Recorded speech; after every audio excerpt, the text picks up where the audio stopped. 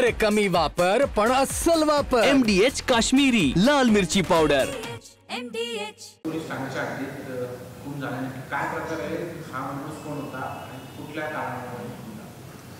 काल सकाळी म्हसरूळ पोलीस स्टेशनच्या हद्दीमध्ये चांभार लेणीच्या पायथ्याशी एक रोडच्या बाजूला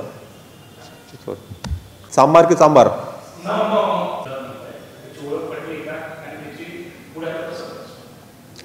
काल सकाळी म्हसरूळ पोलीस स्टेशनच्या हद्दीमध्ये चांभार लेण्याच्या पायथ्याशी रोडच्या बाजूला एका व्यक्तीचा मृतदेह सापडला होता. सकाळी 9च्या सुमारास त्या ठिकाणी भेट देऊन पाहणी केली असता त्याच्या चेहऱ्यावर आणि डोक्यावर जखमेचे काही खूण आहेत. त्याचं एक ब्लँकेट देखील बाजूला सापडलं होतं.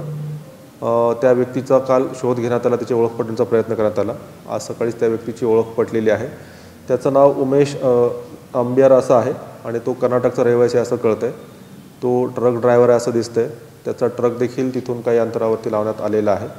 आताशी त्याची ओळख पटण्यामध्ये यश आलेलं आहे. त्याचा मोबाईल नंबर देखील मिळालेला आहे.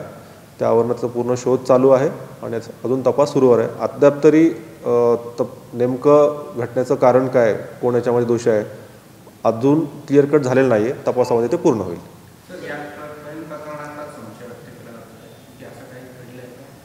सध्या पूर्णच अँगलनी चौकशी सुरू आहे.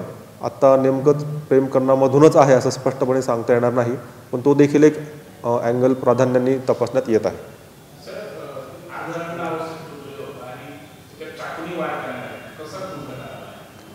मृतदेहाची पाहणी केली असता त्याच्या चेहऱ्यावर आणि डोक्यावर जखमा आहेत.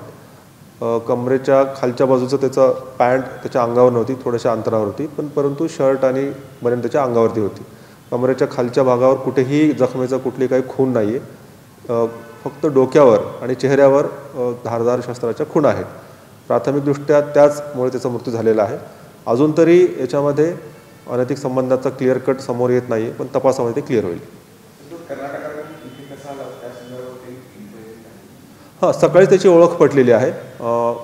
सकाळच्या ओळख पटल्यावरून तो कर्नाटकाचा असं दिसतंय. अजून इथे कसा आला, का आला हे क्लिअर होईल, तपासामध्ये क्लिअर होईल. आवडा सांग का, मला माहितीच नाही विषय तो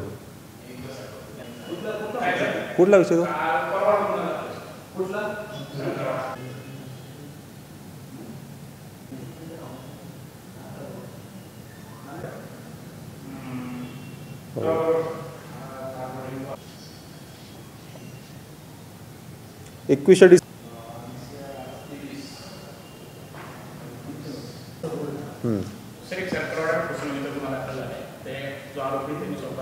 दिव्यांग आयुक्त वगैरे आयकडे तयार केली होती की काय प्रकार आहे, किती जणांची फसवणूक केली त्याच्यापासून. 21 तारखेला सरकारवाडा पोलीस ठाणे येथे हा गुन्हा दाखल करण्यात आलेला आहे.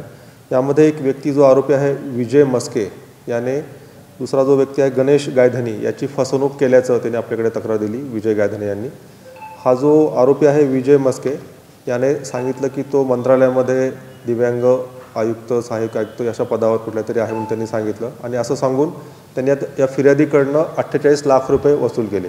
हा फिर्यादी आणि हा आरोपी पूर्वी कॉलेजमध्ये एकत्र शिकायला होते.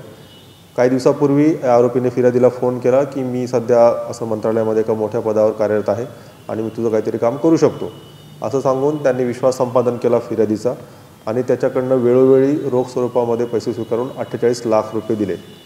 विशेष बाबमध्ये यामध्ये एक देखील लक्षात आलेलं आहे की याच व्यक्तीवर ठाणे शहरामध्ये देखील एक गुन्हा दाखल आहे. त्याने तिथे देखील एका व्यक्तीला अशाच प्रकारे फसवल्याची बाब समोर आलेली आहे. पुढील तपास सुरू आहे.